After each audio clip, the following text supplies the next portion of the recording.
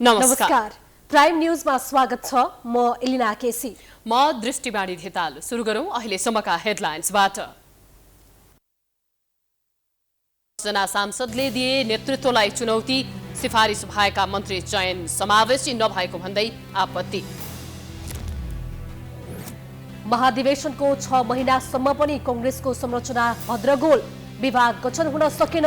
सभापति देउवा मात्र नभई महामन्त्री द्वयको कार्यकक्षमा समेत पनि प्रश्न। राजधानीमै नाम चलेकै निजी स्कुलका भ्यानमा कोच्चा कोच विद्यार्थी, महँगो शुल्क असुलेर मापदण्ड विपरीत विद्यार्थीमाथि खेलवाड, अत्याचार गरेको भन्दै आक्रोश। स्थानीय तहले ल्याए बजेट, केन्द्र र प्रदेशकै सिको गर्दै प्रचारमुखी स्वास्थ्य, शिक्षा, खानेपानी प्राथमिकतामा। काठमाडौँको बजेट 25 अर्ब भन्दा बढी, कतै विरोध। पुँजी बजार सुधारको माग राख्दै अनसनरत कोइराला र धितोपत्र बोर्ड बीच सहमति भएपछि अनसन तोडियो। विगतका प्रतिबद्धता कार्यान्वयनको आश्वासन, शेयर बजारमा सुधार। देशमा बन्दुक हिंसा बढेपछि अमेरिकी सांसदहरूद्वारा बन्दुक नियन्त्रण विधेयक पारित, कानूनले अमेरिकीहरूलाई जोगाउने भन्दै राष्ट्रपतिद्वारा स्वागत।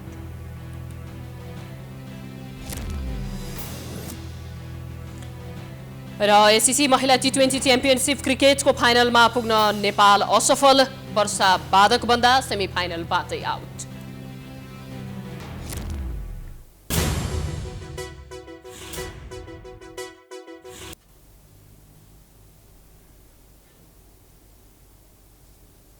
अब प्राइम न्यूज विस्तारमा। सत्ताको कारण गत भदौमा एमाले विभाजित भई बनेको माधव कुमार नेपाल नेतृत्वको नेकपा एकीकृत समाजवादीमा भुइँचालो गएको छ। नेतृत्वले मन्त्री फेर्न खोज्दा विवाद उत्कर्षमा पुगेर पार्टी फुटेकै संघारमा पुगेको छ। एक रिपोर्ट। गत जेठ 22 गते नेकपा एकीकृत समाजवादीले वर्तमान मन्त्री फिर्ता बोलाई नयाँ मन्त्री पठाउने निर्णय गर्यो। तत्काल त्यो निर्णय प्रधानमन्त्री शेरबहादुर देउवाकोमा पुग्यो। तर आज 18 दिन भइसक्दा पनि शपथ हुन सकेको छैन भने त्यही विषयमा विवाद बढ्दै जाँदा पार्टी फुटसम्मको स्थितिमा पुगेको छ। शुक्रबार नेकपा एकीकृतको पोलिट ब्युरो बैठकमै मन्त्री तथा सांसदहरू सहित 10 जनाले अध्यक्ष माधव कुमार नेपाललाई गराएको 8 बुँदे ध्यानाकर्षण पत्रमा नेतृत्वको कडा आलोचना गरिएको छ। मन्त्रीबाट फिर्ता बोलाउँदै कुनै जानकारी नदिनु, बजेट पारितपछि छाड्छौँ भन्दा हतारो गर्नु, एकै जिल्लाका 2 जनालाई तथा गैर सांसदलाई मन्त्रीमा सिफारिस गर्नु, सन्तुलित र समावेशी सिद्धान्तलाई नअपनाउनु, असमावेशी र असन्तुलित निर्णय गर्नु तथा महिला सहभागिता नगराउनु भन्दै नेतृत्वको आलोचना गरिएको छ। हाम्रो ठाउँमा नयाँ मन्त्रीमण्डल विस्तार हुँदाखेरि भूगोल सबै कुरा मिलाउनुपर्छ। मैले सुनेको छु दाङ जिल्लाबाट एउटै जिल्लाबाट 2 जना मन्त्री छन्। समावेशी हुन पर्यो। समावेशीको रूपमा महिला हुनु पर्यो कि परेन? महिलाको पनि त्यहाँ उपस्थिति मैले देखेको छैन। कर्णाली अघिल्लो पटक पनि भूगोल खाली थियो, यस पटक पनि खाली छ। यो सन्तुलित अलिकता पार्टीले मिलाउनु पर्यो भन्ने मेरो मान्यता हो। नयाँ सिफारिस भएकाहरू सरकारमा जान हतारोमा छन् भने फिर्ता बोलाएकाहरू फिर्ता हुन अटेर गरिरहेका छन्। शपथ ग्रहणको विषयमा प्रधानमन्त्री देउवा र माओवादी अध्यक्ष प्रचण्डले पार्टीभित्र खेलिरहेको समाजवादीमा मन्त्रीका लागि प्रस्तावित नेताको आरोप छ। कार्यान्वयन गर्ने कुरा त प्रधानमन्त्री नै हो, किनकि हामी पनि 5 दलभित्रको एउटा पार्टी त हो नि। एउटा पार्टी मात्र हुन सबैभन्दा महत्त्वपूर्ण पार्टी, जसले जेसुकै बनोस् आज प्रधानमन्त्री शेरबहादुर देउवा बन्नुभएको छ, त्यो हाम्रो कारणले हो। माओवादीका धेरै मान्छेहरू मन्त्री बनेका छन्, त्यो हाम्रो कारणले हो। तर पनि रेस्पोन्स नगर्ने कुरा भनेको अब कमजोरी त प्रधानमन्त्रीकै हो। तर पनि यसमा साइड भूमिका भनेको कमरेड प्रचण्डले पनि खेलिराख्नु भएको छ। पार्टीले फिर्ता बोलाउने निर्णय गरेपछि मन्त्रीहरूले प्रधानमन्त्री देउवालाई भेटेर मन्त्रीबाट हटाए सरकारलाई दिएको समर्थन फिर्ता गर्ने र बहुमत सदस्य आफूहरूसँग रहेको बताएपछि प्रधानमन्त्री देउवा पछि हटेको बताइन्छ। नेकपा एकीकृत समाजवादीका उपमहासचिव गङ्गालाल तुलाधरले प्रधानमन्त्री देउवाले आफ्नो पार्टीको सिफारिसमा परेका मन्त्रीहरूको शपथ नगराएर गठबन्धनलाई नै चुनौती दिएको आरोप लगाए। मन्त्रीहरू फर्केर आउने कुरामा आनकानी गर्ने र त्यो आनकानी गर्ने मन्त्रीहरूलाई फाइदा पुग्ने किसिमले चाहिँ प्रधानमन्त्रीले गर्ने व्यवहारले गर्दा यस्तो भएको हो। हाम्रो विश्वसनीयता, हाम्रो कार्य सम्पादनमा प्रश्न खडा भएको छ। दोस्रो, गठबन्धनमा पनि यसले आशंका पैदा गरेको छ र कस्तो किसिमको नजिर चाहिँ बहन गयो भन्दा भोलि हुने कुनै पनि यस्तो खालको गठबन्धन बाट बनेको सरकार अथवा तालमेलबाट बनेको सरकार अर्थात् एकल बहुमतको सरकार नहुँदाखेरिको अवस्थामा कसैले पनि मन्त्रीलाई यसरी झिकाउन वा पठाउन नपाउने खालको स्थिति हुन्छ। एमाले फुटाउँदा प्रेम आले र कृष्ण कुमार श्रेष्ठ किसानको महत्त्वपूर्ण भूमिका रहेकोले पनि यति बेला पार्टीमा उनीहरू हाबी देखिएका छन्। उनीहरूले संसदीय दलमा अध्यक्ष माधव नेपाललाई अल्पमतमा पार्ने अवस्थाको पनि आकलन गरिएको छ। सम्मानित नेता झलनाथ खनालले पनि पटक पटक पार्टी निर्णय कार्यान्वयन नभएको भन्दै असन्तुष्टि पुगेपछि पार्टीभित्र विवाद समाधानमा खनालको भूमिका उल्लेख्य देखिँदैन। एमाले फुटेर बनेको एकीकृत समाजवादीमा 23 सांसद छन्।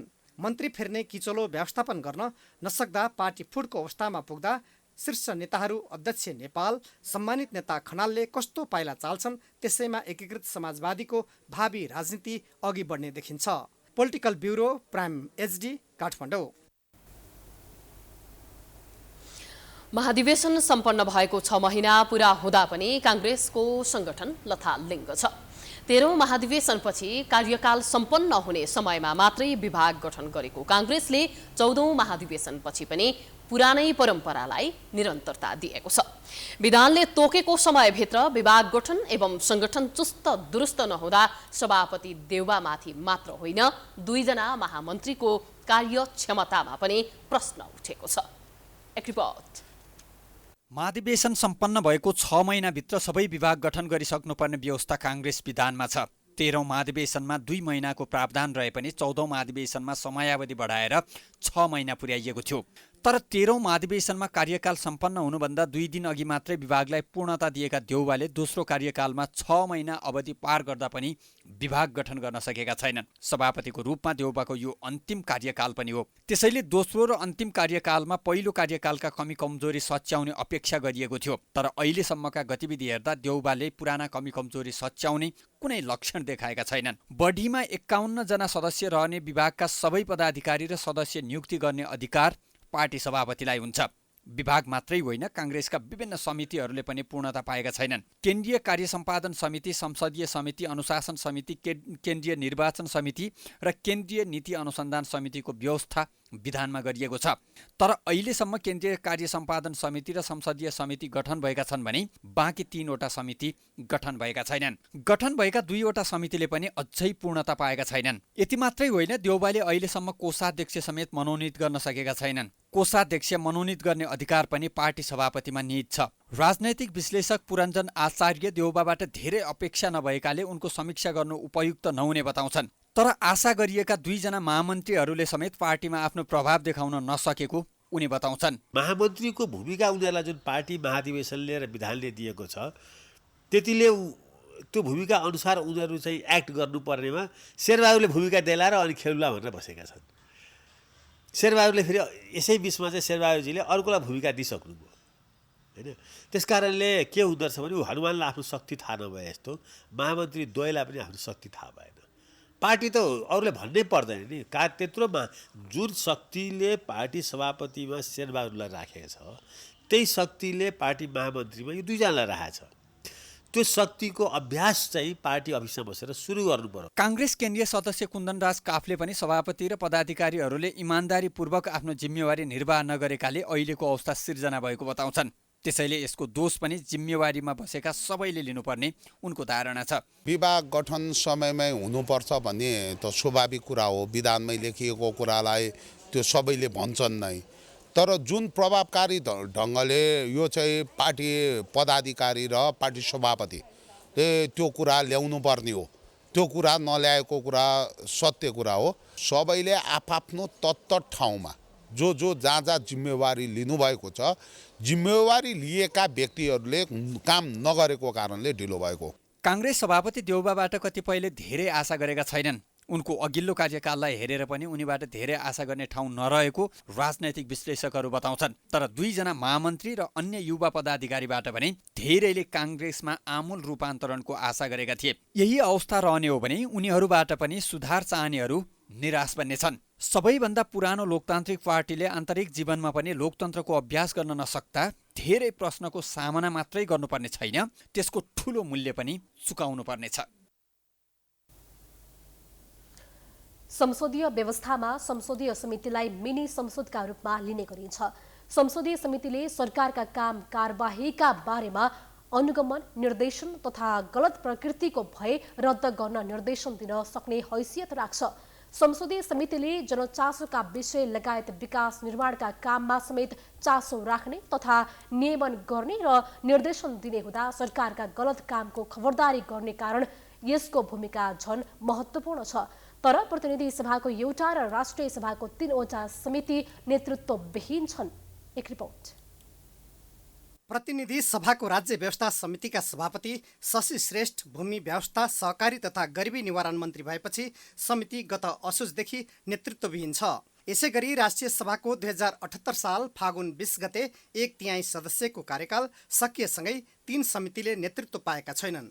दिगो विकास तथा सुशासन समिति, प्रत्यायोजित व्यवस्थापन तथा सरकारी आश्वासन समिति, विधान व्यवस्थापन, राष्ट्रिय सरोकार तथा समन्वय समिति नेतृत्वविहीन छन्। समितिको नेतृत्वविहीन भए पनि राजनीतिक दलको व्यवस्थाका कारण सभापति चयनका लागि कुनै तयारी नभएको संसद सचिवालयले जनाएको छ। राज्यको शक्ति सन्तुलन र नियन्त्रणमा प्रभावकारी भूमिका खेल्ने संसदीय समितिको नेतृत्व नहुँदा प्रतिकूल असर परेको सांसदहरू नै बताउँछन्। समितिहरूलाई एउटा मिनी पार्लियामेन्टको रूपमा चाहिँ हामीले अभ्यासहरू गर्छौँ। जति पनि छलफलदेखि लिएर डिटेलमा चाहिँ कुनै पनि कामहरू गर्नु पर्यो, प्रस्तावहरू विधेयकहरू भने हामी समितिमै बसेर छलफल गर्ने हो। र अरू कतिपय समितिहरूले यो सुशासनदेखि लिएर अरू थुप्रै कुरामा सरकारलाई खबरदारी गर्ने काम पनि गर्छ। सभापतिहरूको चयन हुन नसक्ने विषय चाहिँ यो गठबन्धनको सरकार पनि हो। गठबन्धनले फेरि त्यो सभापतिहरू गठबन्धनले नै मिलाएर लिने पनि होला। त्यो हिसाबले अब राजनीतिक दलहरूको फुर्सदै नभएर हो कि के भएर समितिले पूर्णता पाएकै छैन। संसदीय समितिले कानुनको प्रारम्भिक मसौदा तयार गर्न सक्छ। तहगत सरकारको अधिकार क्षेत्र, व्याख्या र बाँडफाँडमा परेको समस्या हल गर्न चासो तथा निर्देशन दिने र समस्याको समाधान गर्न महत्त्वपूर्ण भूमिका निर्वाह गर्ने भए पनि समितिको सभापति चयन गर्न दलहरू उदासीन छन्। सरकारलाई जुन अलि एक्टिभ क्रियाशील गराउनु पर्ने हो नि त्यो समितिको दायित्व हुन्छ र त्यसले गर्दाखेरि अब अहिले समितिहरूमा कतिपय चाहिँ सभापतिहरू नै कतिपय समितिहरूमा हुनुहुन्न। नियमित काममा सभापति भइदिएपछि सभापतिले आफ्नो सेड्युल तयार गरेर समितिको काम कारबाहीलाई चाहिँ अगाडि बढाउने अब कुराहरू नै हुन्छ के अरे। अब त्यसो भएको हुनाले अब सभापति नहुँदाखेरि त हुन्छ त ह्याम्पर त हुन्छ नि समितिको। संसदीय समितिको सभापति चयनमा विशेष गरेर सत्ता गठबन्धनका दलले तदारुकता देखाए मात्र सभापति चयन हुने अवस्था छ। तर समितिका सभापति चयन गर्न नसकेका कारण कुनै समितिले ज्येष्ठ सदस्यको अध्यक्षतामा बैठक गर्ने गरेका छन्। समितिको सभापतिको चयन गर्न दलहरू उदासीन भएका कारण समितिका हरेक गतिविधिमा असर परेको सांसदहरू नै बताउन थालेका छन्। Political bureau, prime HD, Kathmandu. नेकपा एमालेका अध्यक्ष केपी शर्मा ओलीले प्रचण्डले इमान्दारिता देखाउन नसक्दा कम्युनिस्ट पार्टी विभाजन भएको बताएका छन्। शुक्रबार एमाले कार्यालय च्यासलमा भएको कार्यक्रममा ओलीले आफूले कसैलाई पार्टीबाट ननिकालेको भन्दै प्रचण्डले एकताप्रति इमान्दारिता देखाउन नसक्दा कम्युनिस्ट पार्टी विभाजन भएको बताएका हुन्। प्रचण्डले पार्टी एकताको चरम दुरुपयोग गरेको र पार्टी अध्यक्षमाथि आरोपको पुलिन्दा बनाएको उनको टिप्पणी छ। ओलीले आफूलाई पार्टीबाट निष्कासन गरेर पार्टी कब्जा गरेर प्रतिक्रियावादीको सेवामा अर्पण गर्ने काम प्रचण्डले गरे पनि आफूले पार्टीलाई जोगाएको बताए। वादीहरूको सेवामा अर्पण गर्न चाहे। त्यस स्थितिबाट हामी पार्टीलाई जोगाएर अगाडि बढेका छौँ र अब एउटा सुस्पष्ट अवस्था सिर्जना भएको छ वैचारिक। त्यस्तै ओलीले सरकारले स्थानीय तह निर्वाचनमा राज्य शक्तिको दुरुपयोग गरे पनि एमालेको जनमत नघटेको दावी गरे। ओलीले समाजवादमा पुग्ने वैचारिक स्पष्टता एमालेमा मात्रै रहेको दावी गरेका छन्।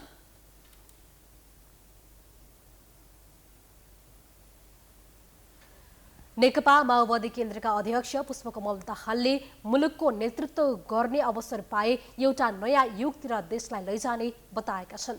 शुक्रबार नेपाल पर्वतारोहण संघले काठमाडौँमा गरेको कार्यक्रममा दाहालले परिवर्तनको वास्तविक महसुस जनताले गर्न नसकेको भन्दै फेरि अर्को पटक देशको नेतृत्व गर्ने अवसर पाए नयाँ युगतिर देशलाई लैजाने सपना साकार पार्ने बताएका हुन्। उनले आफ्नै नेतृत्वका परिवर्तनका लागि हजारौंको बलिदानी भएकाले उनीहरूको सपनालाई त्यसै खेर जान नदिने जिकिर गरेका छन्। के भयो ठुलो संघर्ष, युद्ध, धेरैको बलिदान, आन्दोलन, ठुलठुला आन्दोलनबाट राजनैतिक परिवर्तन चाहिँ आयो। जनतालाई अधिकार सम्पन्न गराउने संवैधानिक व्यवस्था पनि भयो। पहिलोचोटि प्रधानमन्त्री हुँदा धेरै कुरामा विचार गर्दै 9 महिना बितेको उनले बताए। दोस्रो पटक प्रधानमन्त्री धेरै चीज सुधार गर्ने प्रयास गरेको समेत उनले बताए।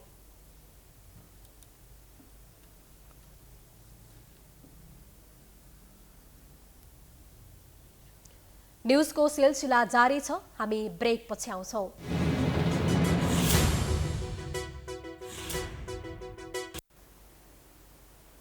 ब्रेकपछि स्वागत छ। अब बाँकी न्यूज।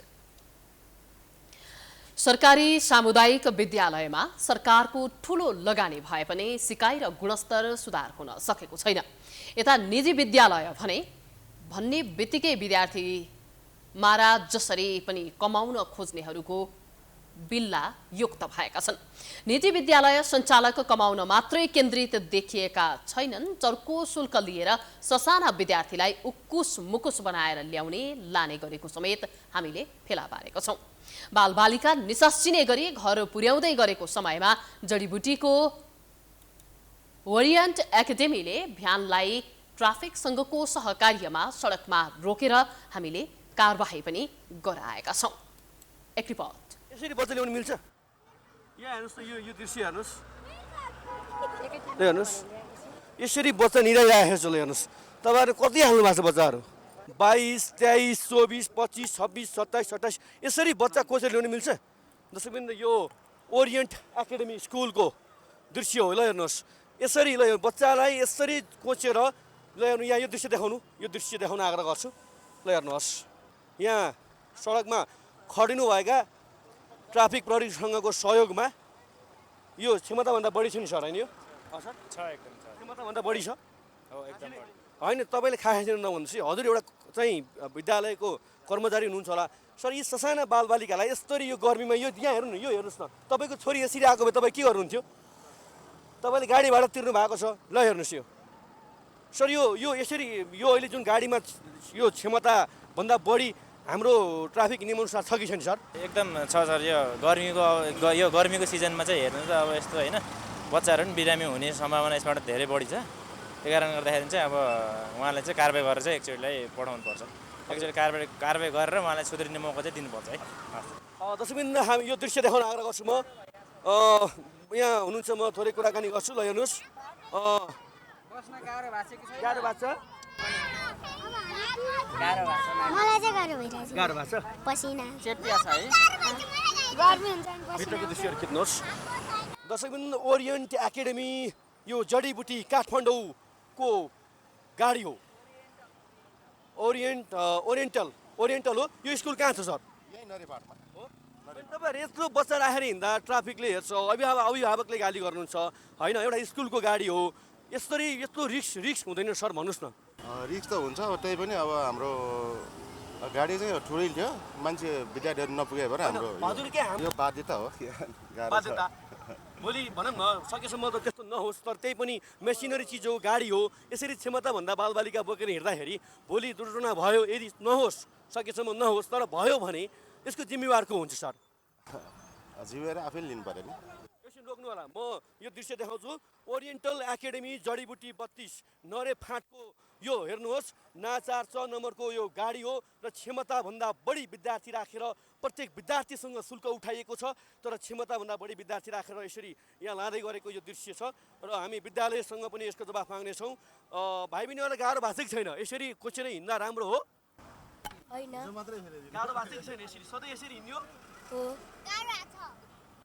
कुराकानी गर्छु, यहाँ स्टाफ हुनुहुन्छ, तपाईँहरू यसरी लिएर हिँड्दाखेरि जोखिम त तपाईँहरूलाई पनि छ नि। यहाँ तपाईँहरूकै नानी बाबु भइदिए तपाईँलाई मनले मान्थ्यो? हुनुहुन्छ, हाम्रा पनि हुनुहुन्छ सानो नानीहरू। अनि यसरी लानु मनले मान्छ? होइन, अब सबैजना एकै टिप हो, त्यही भएर एकै टिपमा होइन, एकै टिप भन्दा पनि यो त मेसिनरी चिज हो, गाडी हो होइन? तपाईँको यति ल हेर्नुहोस् त, यो नानी कसै कुनै अभिभावकको बच्चा हो। ल हेर्नुहोस् उहाँलाई यसरी यसरी ल हेर्नुहोस्, यो दृश्य देखाउनुहोस्, यो दृश्य हेर्नुहोस्। खासै धेरै छैन भने लिएर आयौँ आज। नउठाउनु, बिचरा थाकेको छ, पसिना हेर्नुहोस्, यस्तो गर्मी छ, पसिनाले बच्चालाई हेर्नुहोस्। अब यसरी कम्तीमा 2 सिफ्ट गर्नुहोस् न। तपाईँहरूले त गाडीको भाडा लिनुहुन्छ, 2 सिफ्ट गरेर बच्चालाई आरामले लाने हो। यो उल्टो फर्काएर राख्नु भएको छ, त्यहाँ हेर्नुहोस्, यो दृश्यहरू सबै खिच्नुहोस्।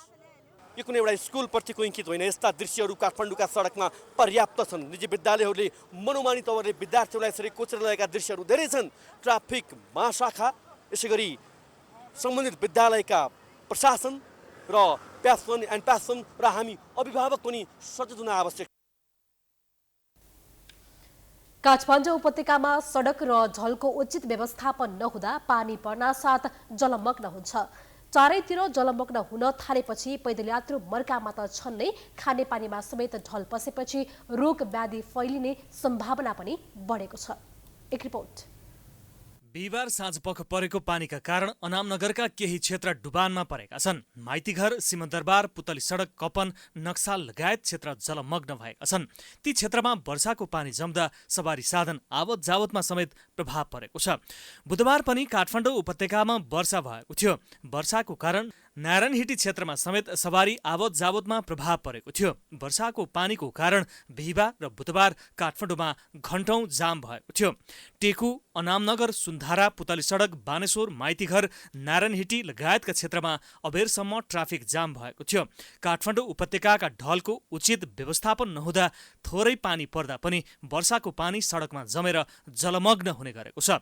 विगत वर्षहरूदेखि नै यस्तो समस्या दोहोरिँदै आएको छ। बढ्दो शहरीकरण सँगै अव्यवस्थित ढल र काठमाडौँमा थुप्रिएको प्लास्टिक लगायत फोहोरका कारण पनि वर्षाको पानी सडकमा जम्ने गरेको छ। सडक किनारामा रहेका ढल फोहोरले टालिएपछि पानी सडकमा जम्ने गरेको छ। जथाभावी फालेर चाहिँ सबै यो प्लास्टिकहरू यो चाहिँ जुन चाहिँ पहिला सुरु त प्लास्टिकलाई नियन्त्रण गर्नु पर्यो, हो कि होइन? प्लास्टिकले सबै ब्लक गरेछ नि त ढलहरूलाई, हो कि होइन? त्यो ढलहरूलाई चाहिँ अब चाहिँ जुन चाहिँ ब्लक गरेको चाहिँ जुन प्लास्टिकहरू जुन यताउति त्यो त जथाभावी फाल्न दिनु भएन।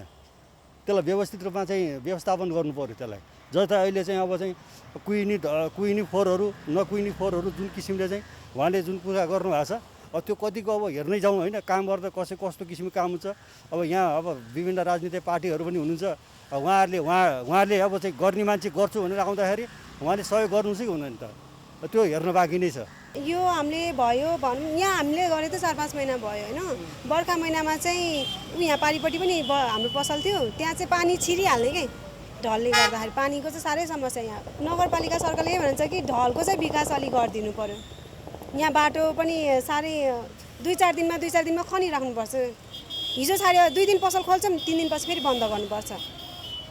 उसो त सबै ढलहरू थुनिएर ढलको पानी खानेपानीमा मिसिने खतरा निकै देखिन्छ। यसरी ढल खानेपानीमा मिसिन लाग्यो भने महामारी फैलन सक्ने देखिन्छ। घरभित्र नै पानी पसेर सामानहरू भिज्ने, बस्न सुत्न समेत गाह्रो भएको सर्वसाधारण बताउँछन्। यस्तो समस्या वर्षौंदेखि खेप्दै आएका महानगरवासीले बालेन्द्र शाह मेयरमा निर्वाचित भएपछि समस्या समाधान हुने अपेक्षा गरेका छन्। प्राइम टाइम्स टेलिभिजनका लागि क्यामेरामा मिलन प्रजापतिका साथ रेमन नेपाली, काठमाडौँ। यसै सन्दर्भमा हामीले काठमाडौँका सर्वसाधारणलाई वर्षातमा हुने समस्याका बारेमा सोधेका छौं। हेरौं उनीहरूको भनाई आजको आम विचारमा।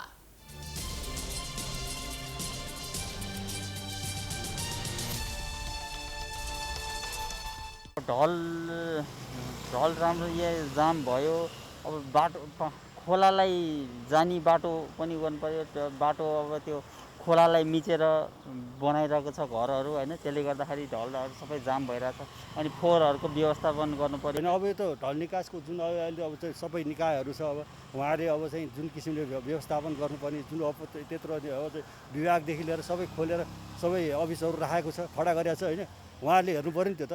नेपाल की राजधानी काठमांडू में है और यहाँ के सबसे पहले जो देखना चाहते हैं कि यहाँ पानी है तो इसके नाला का सुविधा सरकार को कराना चाहिए। जब यहाँ पानी पर्छ तब तपाईँको समस्या यति धेरै आउँछ, डुब्छ, यो सधैँ डुब्छ। हामी जहिले पसलहरू डुबिरहेको हुन्छौँ, यही पानीमै डुबिरहेको हुन्छौँ, पसलभित्र पानी त्यसरी नै पस्छ। आज पनि तपाईँको 15 लिटरको बाल्टीमा हामीले हाम्रो पसलबाट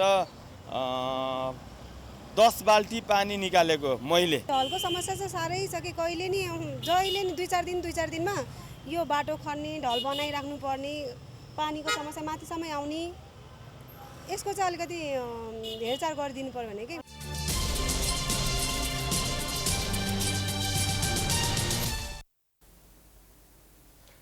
विवादास्पद गतिविधिका कारण आलोचित पर्यटन मन्त्री प्रेम आलेले भ्रष्टाचार मुद्दाका आरोपीलाई नेपाल वायु सेवा निगमको महत्त्वपूर्ण जिम्मेवारी दिएका छन्।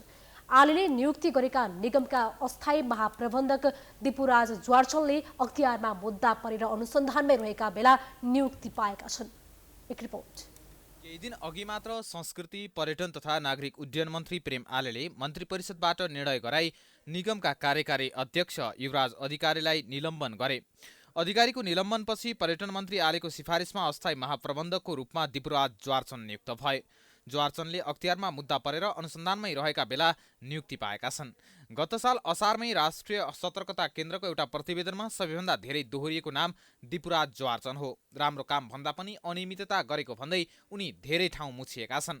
यी दीप ज्वार्चनका बाबु एम ज्वार्चन समेत नेपाल वायु सेवामै क्याप्टेन छन्। उनी यतिसम्मको पहुँच राखेका छन् कि 9 तहमा हुँदा समेत 10औं तहको अपरेसन डाइरेक्टरको पद पाएका थिए। क्याप्टेन दिपुराज ज्वार्चनको अपरेसन निर्देशकको नियुक्ति निगमको अपरेसन म्यानुअल पार्ट 1 को दफा 131 मा उल्लेखित प्रावधान अनुसारको योग्यता नभएको भनेर प्रधानमन्त्री कार्यालयले गठन गरेको समितिले नै उल्लेख गरेको थियो। त्यसबाहेक वाइडबडीको पाइलट तयार नभई करारमा निरन्तरता दिएको, विदेशी पाइलटलाई बिना उडान कमिसन लिई मासिक करोडौं रुपियाँ तलब भत्ता प्रदान गरेको लगायतका दर्जनौं अनियमितता गरेको विषय समितिले प्रतिवेदनमा उल्लेख गरेको थियो। त्यसपछि कारबाहीका लागि सिफारिस गरे पनि अझैसम्म कारबाही भएको छैन। यद्यपि सतर्कता केन्द्रले भने यस विषयमा अनुसन्धान भइरहेको जनाएको छ। यो वायु सेवा निगमको कार्यकारी निर्देशकले गरेका कामको विषयमा कतिपय नियुक्तिको विषयमा विवाद भएको र त्यसको विषय चाहिँ कतिपय मिडियाहरूमा चाहिँ सार्वजनिक जानकारीको लागि चाहिँ प्रकाशित भइसकेको सन्दर्भमा हामीले के कति कारणले के कति प्रक्रियाको अधीनमा रहेर ती नियुक्तिहरू गरिएको हो वा गर्न सकिएको वा नसकिएको के हो भन्ने विषयमा चाहिँ हामीले पर्यटन मन्त्रालय र वायु सेवा निगमलाई सोधेर जानकारी माग गरेको अवस्था छ। यसलाई उजुरीको रूपमा चाहिँ हामीले ग्रहण गरेका छौँ। त्यसो त सतर्कता केन्द्रले 1 वर्ष अगाडि नै ज्वार्चनले गरेको अनियमितताबारे अनुसन्धान गरे पनि उक्त विषयमा फेरि अख्तियार दुरुपयोग अनुसन्धान आयोगमा पनि उजुरी परेको थियो। गत वैशाखमा परेको उजुरीलाई प्रारम्भिक छानबिनको क्रममा वैशाखमै अख्तियारले नेपाल वायु सेवा निगमलाई पत्र लेखेर प्रष्टीकरण दिन अनुरोध गरेको थियो। अहिले पनि उक्त विषयमा विभिन्न निकाय मार्फत जाँचबुझ भइरहेको अख्तियारले जनाएको छ। यस्तो त्यो उजुरीमा परेको विषयमा सम्बन्धमा हामीले सामान्यतया तपाईँको सम्बन्धित निकायलाई लेख्छौँ, बुझ्छौँ, त्यहाँबाट जवाफहरू माग्छौँ, के हो यो विषयमा राय प्रतिक्रियाहरू भन्ने खालको कुराहरू माग्ने हाम्रो एउटा सामान्य प्रक्रिया हो। त्यही प्रक्रिया अन्तर्गत सम्बन्धित महाशाखाले, अब हाम्रो विभिन्न महाशाखाहरू छन् यहाँ होइन, आफ्नो भिन्न भिन्न सेक्टरहरू हेर्ने, त्यो महाशाखाले त्यस्तो लेखेको मागेको भन्नेसम्म मैले मेरो सूचना जानकारीमा आएको छ, त्यतिसम्म हो। प्रधानमन्त्री मातहतको राष्ट्रिय सतर्कता केन्द्र छानबिनको लागि बनाइएको समितिको प्रतिवेदन, अख्तियारमा उजुरी र अनुसन्धान, यतिका निकायबाट दर्जनौं गल्ती देखाउँदै अनुसन्धान भइरहेको अवस्थामा मन्त्री आलेले ज्वार्चनलाई नै किन नियुक्ति गरे भन्ने गम्भीर प्रश्न खडा भएको छ। त्यति मात्र होइन, डुब्दै गरेको निगमलाई अझै धराशायी बनाउनको लागि ठूलो प्रलोभनमा परेर मन्त्रीले विवादास्पद छविका व्यक्ति छानेको भन्दै आलोचना भएको छ। नवगठित राष्ट्रिय स्वतन्त्र पार्टीका प्रस्तावित सभापति रवि लामिछानेले स्वतन्त्र उम्मेद्वारहरूको विरुद्धमा आफ्नो पार्टी नउत्रिएको स्पष्ट पारेका छन्। रिपोर्टर्स क्लब नेपालमा पत्रकार सम्मेलन गर्दै लामिछानेले स्वतन्त्र रूपमा उठेका वा उठ्न चाहनेहरूका लागि पनि समेट्ने सोच राखेर पार्टी गठन गरेको बताएका हुन्। उनले योग्य स्वतन्त्र उम्मेद्वार उठेको क्षेत्रमा आफ्नो पार्टीले उम्मेद्वार नउठाउने विषयमा पनि सोच्न सक्ने बताए। साथै आफ्नो पार्टीको चुनाव चिन्हबाट स्वतन्त्र उठ्न चाहेमा त्यो सुविधा पनि दिइने लामिछानेले स्पष्ट पारेका छन्। सभापति लामिछानेकै नाममा र उनकै कारण निर्वाचन आयोगले दल दर्ता नगरे नाम फेर्ने पनि उनले बताएका छन्। फेरि अहिले भर्खरै मुकुलजीले भने जस्तै त्यही चिज लागू हुन्छ। लामिछानेले आफ्नो दाइ हरिशरण लामिछानेसँग एउटै निर्वाचन क्षेत्रबाट चुनाव नलड्ने संकेत गरेका छन्। आफूले पारिवारिक सल्लाह गरेर नै राजनीतिमा आउने निर्णय लिएको भन्दै दाइले निर्वाचन लड्ने क्षेत्रमा आफू नजाने बताए। पत्रकार सम्मेलनमा प्रवक्ता मुकुल ढकालले दल दर्ता ऐन अनुसार आफूहरूको दल दर्ता हुने र नाम परिवर्तन गर्नु परेमा फेरि घोषणा सभा नहुने बताएका छन्। दलको नाम राष्ट्रिय स्वतन्त्र पार्टी राख्दा स्वतन्त्र उम्मेद्वार बन्नेहरूप्रति अन्योल हुने भन्दै निर्वाचन आयोगमा उजुरी परेको छ।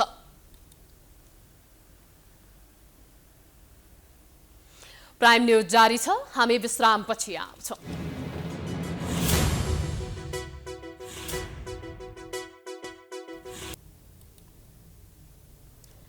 ब्रेकपछि पुनः स्वागत छ। अब बिजनेस न्यूज।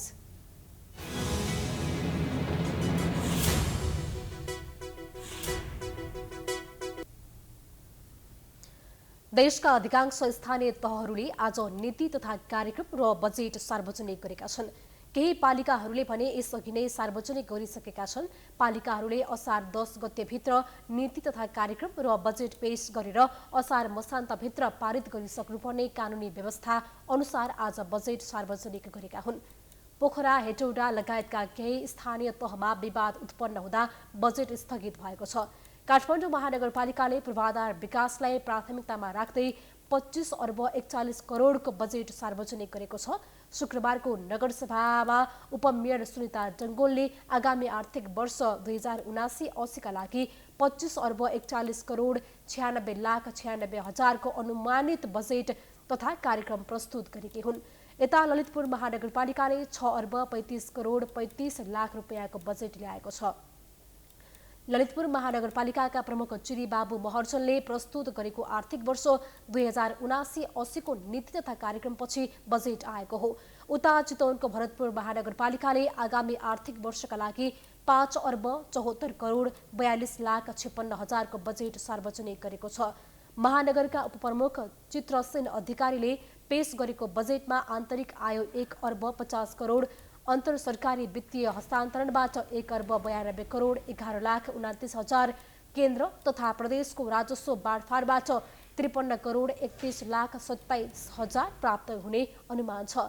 त्यस्तै विराटनगर महानगरपालिकाले आगामी आर्थिक वर्षका लागि 3 अर्ब 65 करोड 55 लाख 67 हजार रुपियाँको बजेट प्रस्तुत गरेको छ। 10औं नगरसभा उपमेयर शिल्पा कार्कीले प्रस्तुत गरेको बजेट मध्य चालुतर्फ 55 करोड 35 लाख 50 हजार रुपियाँ र पूर्वाधार विकासतर्फ 1 अर्ब 89 करोड 71 लाख 17 हजार रुपियाँ विनियोजन गरिएको छ। उता वीरगञ्ज महानगरपालिकाले आगामी आर्थिक वर्ष 2079-80 का लागि 3 अर्ब 33 करोड 63 लाख 26 हजार रुपियाँको बजेट ल्याएको छ। यता पोखरा महानगरपालिकामा नेकपा एमालेका जनप्रतिनिधिहरूले नगरसभा बहिष्कार गरेका छन्। उपप्रमुख मन्जु देवी गुरुङले बजेट प्रस्तुत गर्नु अघि नै रातो किताब आएको भन्दै बैठक बहिष्कार गरेका हुन्। उनीहरूले रातो किताब समेत च्यातेका छन्। स्थानीय तहहरूले पूर्वाधार विकासका साथै शिक्षा, स्वास्थ्य, कृषि र रोजगारीलाई प्राथमिकतामा राखेर बजेट ल्याएका छन्।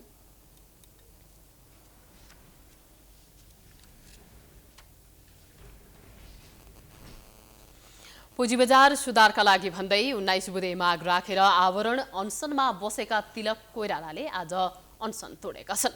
निरन्तर ओह्रालो लागिरहेको नेप्सेमा कोइरालासँग धितोपत्र बोर्डले सहमति गरेकै दिन सकारात्मक देखिएको छ। तर आगामी दिनमा शेयर बजारले कुन दिशा लिन्छ यकिन गरेर भन्न सकिने अवस्था छैन। एक रिपोर्ट।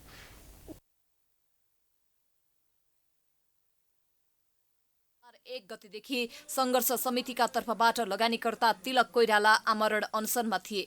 उक्त माग सम्बोधन गर्ने प्रतिबद्धता धितोपत्र बोर्डले जनाएपछि अध्यक्ष रमेश हमालको हातबाट जुस पिएर कोइरालाले अनसन तोडेका हुन्। बोर्डले पुँजी बजारको समस्या समाधान गर्ने प्रतिबद्धता जनाएकाले आफूले अनसन तोडेको कोइरालाले बताएका छन्। त्यस्तो अवस्था आउँदैन, किनभने धितोपत्र बोर्डका अध्यक्षज्यू धेरै कमिटेड हुनुहुन्छ, केही गरौँ भनेर उहाँ लाग्नु भएको छ। त्यो भएर त्यस्तो फेरि आन्दोलन गर्नुपर्ने, अनसन बस्नुपर्ने त्यस्तो अवस्था चाहिँ अब नेपालको पुँजी बजारमा आउँदैन भन्ने चाहिँ मलाई चाहिँ विश्वास जागेको छ। असार 1 देखिको अनसन अन्तिम सङ्घर्ष भन्दै लगानीकर्ता निकै आक्रोशित थिए। कुनै पनि हालतमा उधारो सम्झौतामा हस्ताक्षर नहुने भन्दै लगानीकर्ताले सडकमा समेत प्रदर्शन गर्दै आएका थिए। यो सङ्घर्ष अन्तिम नै भएको र अब लगानीकर्ताले पुँजी बजार सुधारका लागि कुनै सङ्घर्ष गर्नु नपर्ने कोइरालाको विश्वास छ। लिखित रूपमा हस्ताक्षर गरेर कार्यान्वयन समिति बनाएका छौँ 4 सदस्यीय। त्यसमा 2 जना धितोपत्र बोर्डबाट हुनुहुन्छ, कामु कार्यकारी निर्देशकज्यूहरू र 2 जना हाम्रा साथी एसपी चौलागाई र रोहन कार्के हुनुहुन्छ। अब त्यो कार्यान्वयनमा जान्छ। धेरै कुराहरू मिलाउनु पर्ने छ, तर कतिपय चाहिँ आज भोलिबाटै कार्यान्वयनमा जान्छन्। लगानीकर्ताले 2075 सालमा 58 बुधे माग राखेका थिए, जसका अधिकांश माग कार्यान्वयन भए पनि थाँती रहेका 18 बुदा कार्यान्वयन नगरेको भन्दै धितोपत्र बोर्ड र राष्ट्र बैंक प्रति लगानीकर्ता रुष्ट हुँदै आएका थिए। अनसन बसेका कोइराला 2077 फागुनमा पनि 18 बुदा कार्यान्वयनको माग गर्दै भिरकुटी मण्डपमा 4 दिनसम्म अनसन बसेका थिए। त्यो बेला पनि वैशाखभित्र 18 बुदा कार्यान्वयन गर्ने धितोपत्र बोर्डका तत्कालीन अध्यक्ष र लगानीकर्ता बीच सम्झौता भएको भए पनि हालसम्म कार्यान्वयन हुन सकेको थिएन। बारम्बार सम्झौता गर्ने अनि कार्यान्वयनमा नजाने सरकारी निकायको रोग पुरानै हो।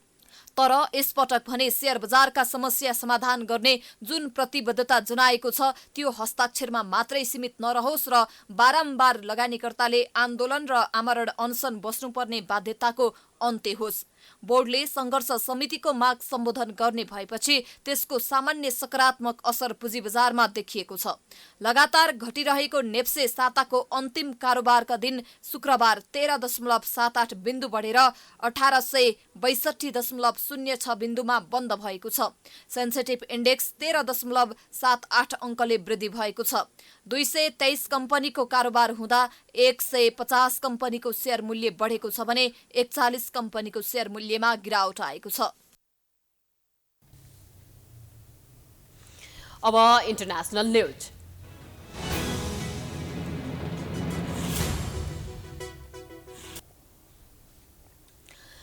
देशमा बन्दुक हिंसा बढेपछि अमेरिकी सांसदहरूले बन्दुक नियन्त्रण विधेयक पारित गरेका छन्।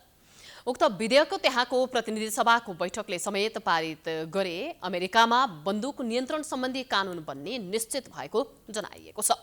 सिनेटले बन्दुक नियन्त्रण विधेयक पारित गरेसँगै अमेरिकाका राष्ट्रपति जो बाइडेनले उक्त निर्णयको स्वागत गरेका छन्। बाइडेनले द्विपक्षीय कानुनले अमेरिकीहरूलाई जोगाउन मद्दत गर्ने उल्लेख गरेका छन्। विद्यालय र समुदायका बालबालिका सुरक्षित हुने बाइडेनद्वारा जारी विज्ञप्तिमा उल्लेख छ। 50 डेमोक्रेटिक र 30 रिपब्लिकन सिनेटरको समर्थनमा अगाडि बढाइएको उक्त विधेयकमा 21 वर्षभन्दा कमका बन्दुक ग्राहकहरूका पृष्ठभूमि तथा मानसिक स्वास्थ्य परीक्षण गर्न 11 बिलियन अमेरिकी डलर, स्कुल सुरक्षा कार्यक्रमका लागि 2 बिलियन डलर तथा खतरनाक हतियारहरूको नियन्त्रण गर्न कानुन तथा आवश्यक कोषको स्थापना गर्ने लगायतका प्रावधानलाई अघि सारिएको छ। अमेरिकी सिनेटद्वारा पारित गरिएको यस विधेयकलाई बन्दुक नियन्त्रण गर्न दशकौँपछिको सबैभन्दा प्रभावकारी पहलको रूपमा व्याख्या गरिएको छ। गत महिना न्युयोर्कको बफेलोको एक सुपरमार्केट र टेक्सासको ओभाल्डेको एक प्राथमिक विद्यालयमा सामूहिक गोलाबारी हुँदा 31 जनाले ज्यान गुमाएका थिए। पटक पटक यस्ता घटना हुन थालेपछि अमेरिकामा बन्दुक नियन्त्रण सम्बन्धी कानुनको खाँचो औल्याइएको थियो।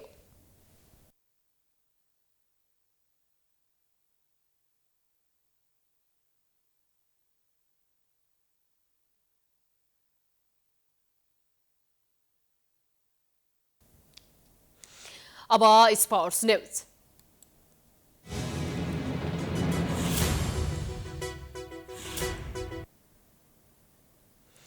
एससीसी महिला टी20 च्याम्पियनशिप क्रिकेटको फाइनल पुग्न नेपाल असफल भएको छ।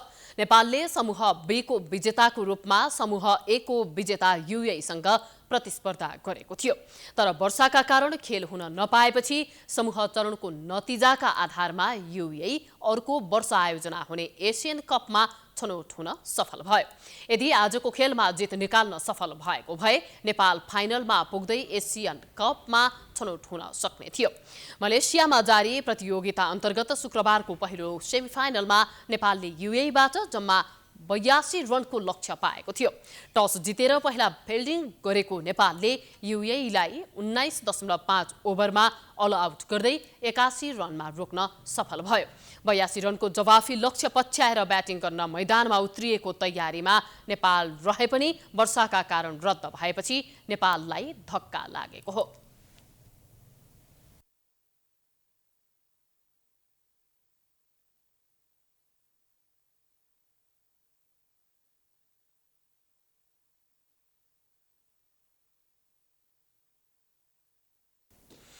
यो सँगै हामी न्युजको अन्त्यमा आइपुगेका छौं। जाँदा जाँदै हेडलाइन्स पुनः एकपटक।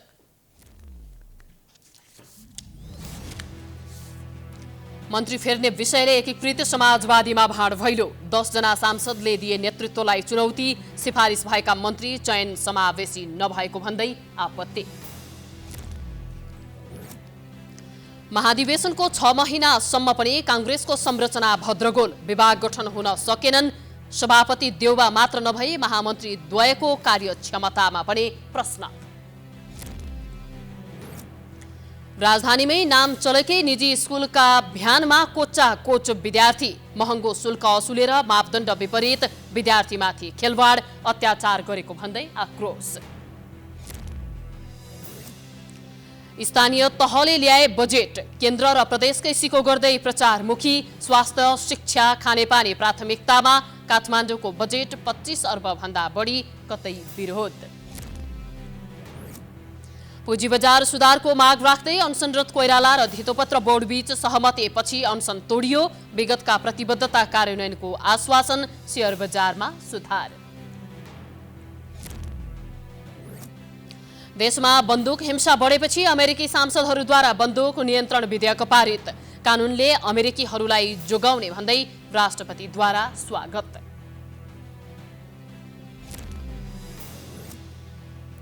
र एससीसी महिला टी20 च्याम्पियनशिप क्रिकेटको फाइनलमा पुग्न नेपाल असफल। वर्षा बाधक बन्दा सेमिफाइनलबाटै आउट।